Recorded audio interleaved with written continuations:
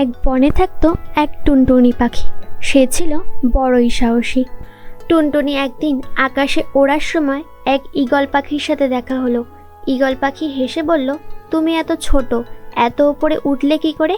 টুনটুনি হেসে বলল, ছোট হলে কেউ দুর্বল হয় না, যদি সাহস থাকে। কথা শুনে ঈগল হালকা হেসে চলে গেল। আকাশে প্রবল ঝড় বৃষ্টি আসলো।